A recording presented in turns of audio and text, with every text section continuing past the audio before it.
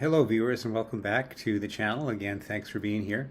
I wanted to do a secondary input, a session on why everyone is actually an antinatalist. That was a video that got a bit of traction, so I want to expand on it a little bit and explain what I mean.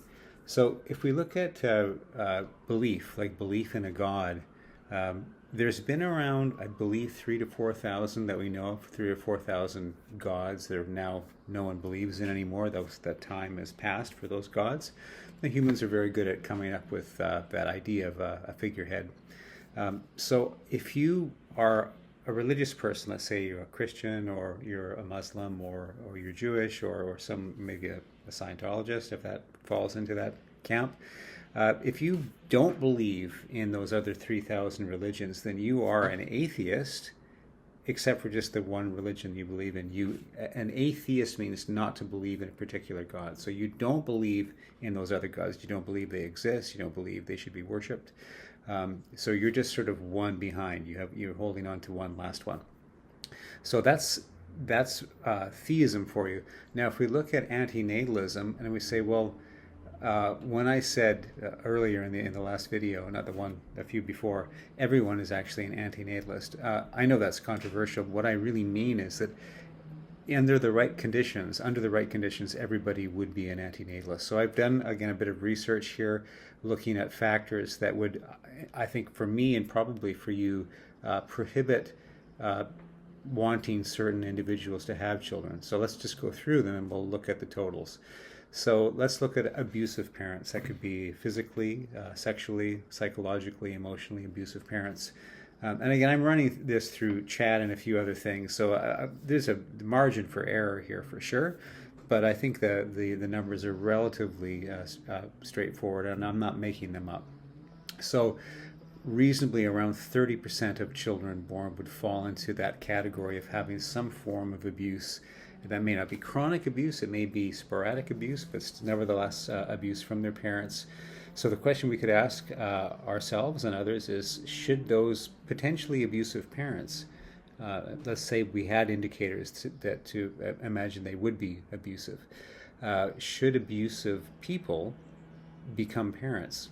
And what kind of a childhood and growing up would that child have in an abusive household? And I think most of us would agree, not maybe that we can't make a law against it, but we would, if we could, we would discourage those abusive parents from having children and maybe get them to do something different. Maybe they could have some goldfish or something instead, something there's less violent impact to, hopefully. So that's okay. That's 30%. So if you're with me there, 30% of the population, thereabouts, give or take, probably shouldn't have children. So we're going to put those people off the table. Now we're just left with the other 60%. Next category is unplanned and unprepared parenthood. So people that didn't really want to have kids, or maybe they never thought about it, but they ended up getting pregnant. Again, I would have fallen into that category. My parents rather would have. I was born, before birth control. So if they had had the opportunity to choose, they probably wouldn't have had me. So what's the percentage there? Around 30 to 50% of pregnancies are unplanned or unwanted. That's worldwide. Industrialized countries with falling birth rates, of course, are in a different category because they do have access to birth control, and therefore we see the effects of the choice in a lower birth rate. But worldwide, 30%. So now we've got 30% abusive parents, roughly 30% unprepared or unplanned. So now we're at 60% of the population. So you could ask yourself, should these people that really don't care, didn't want to have children, or maybe even regretted it but are now stuck with it, should they have children? Would that be a good idea?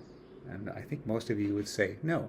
So we're at 60% now of the population. It's okay, we've still got 30%. What about genetically transmitted diseases and other forms of disadvantage? Again, this is a smaller category, but let's say you've got a genetically transferred disease as a parent. There's a good high chance that your child could inherit that.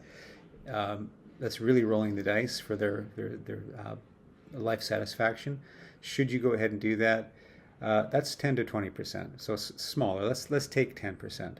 So we're at for abuse at 30, for unplanned we're at about 30, and here let's call it 10. So that's 70% of the population. So if you agree with me that those three categories of people probably shouldn't have children, again, I'm not saying to outlaw it or prohibit it, but just if there was a conversation that could be had to dissuade them, to maybe get them to do something else that they found valuable in life, of course, because their life's important too, would you do that? And if the answer is yes, then you're with me at 70% of the population that probably shouldn't have children. So if you think you aren't an antinatalist and you agree with those three categories and not prohibiting, but hoping people won't have children in those three categories, you are 70% antinatalist.